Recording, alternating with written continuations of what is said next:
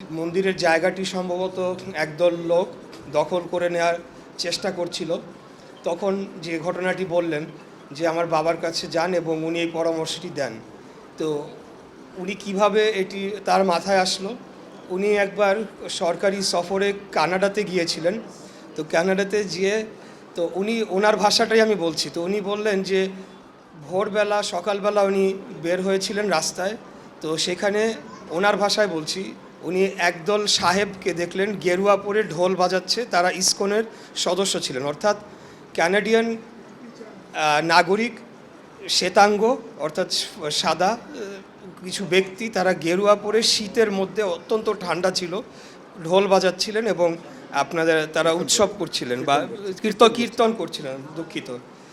তো এই গল্পটি ওনার মুখে শুনেছিলাম। তো উনি আরেকজনকে বলছিলেন, ওনারই একজন বন্ধুকে আমি শুনেছিলাম। তো সেইখান থেকে তো উনার মাথায় তখন এই ইসকন মন্দিরের ইসকন সংগঠনটিকে যুক্ত করার পরামর্শটি তার মাথায় আসে।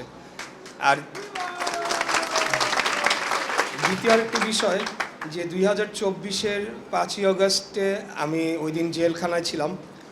6 তারিখে আমি মুক্ত হওয়ার পরে ওই দিন রাতের বেলা 10টার দিকে আমাদের ঢাকা মহানগরীর উত্তর এবং দক্ষিণের 10 জন গুরুত্বপূর্ণ নেতা এবং অঙ্গ সংগঠনের 10 জন নেতাকে আমাদের দলের চেয়ারম্যান তারেক রহমান উনি একটা জুম মিটিং করে উনি কিছু গুরুত্বপূর্ণ নির্দেশনা দেন। তো সেখানে তিনি স্পষ্ট করে বলেছিলেন যে আমাদের হিন্দু ধর্মাবলম্বী যারা ভাই ও বোনেরা রয়েছেন এবং তাদের যে ধর্মীয় উপাসনালয়গুলো রয়েছে, বিশেষ করে আমাকেও বলেছিলেন, যেহেতু আমি পুরান ঢাকার এই অঞ্চলে দায়িত্বপ্রাপ্ত ছিলাম, বলেছেন যে কোনোভাবেই যাতে একটা ফুলের টোকাও যাতে আমাদের হিন্দু ধর্মাবলম্বী ভাই ও বোনেদের কোনো স্থাপনা, বাসস্থান, ব্যবসা প্রতিষ্ঠান, ধর্মীয় উপাসনালয় না হয়।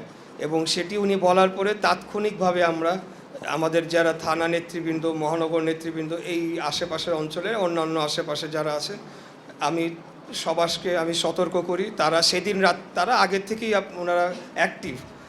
তো সেইটা আমি বলার উদ্দেশ্য হলো, এরপর থেকে আমরা খুব দৃঢ়ভাবে আমরা নিশ্চিত করি যে প্রত্যেকটা মন্দিরে আমি নিজেও ভিজিট করি বিভিন্ন এলাকায়, এটা আমরা নিশ্চিত করি। এখন বিষয়টি হচ্ছে, আমরা বাংলাদেশ জাতীয়তাবাদী দল একটা গণতান্ত্রিক রাজনৈতিক দল। আমরা ধর্ম প্রচারের জন্যও আসি নাই, ধর্ম প্রচার আমরা করিও না। রাজনীতি ধর্ম দুটো আলাদা বিষয় আমাদের কাছে। রাষ্ট্র পরিচালনা এবং ধর্ম প্রচার দুটিকে আমরা কোনোদিনও মিলাবও না। তো আমি আপনাদের সামনে এসেছি। আমার বাবার রক্তই আমার গায়ে। আমরা অসাম্প্রদায়িক রাজনীতিতে বিশ্বাস করি, অসাম্প্রদায়িক একটা সমাজ গড়ে তুলতে চাই। আমাদের কাছে সবার পরিচয়, সবার আগে মানুষ আমরা, তারপরে অন্য পরিচয়। তো আমি আজকে আপনাদেরকে একটা অনুরোধ জানাবো, আপনারা আমাকে একটা সুযোগ দেন। আগামী 12ই ফেব্রুয়ারি আমাকে একটা ভোট দেন। ভোট দিয়ে আমাদেরকে একটা পরীক্ষা দেওয়ার সুযোগ দেন। আমি কথা দিচ্ছি, আপনাদের কেউ নিরাশ হবেন না। যেভাবে আপনারা একে অপরের পাশাপাশি দীর্ঘ শত বছর যাবৎ বসবাস করে আসছি।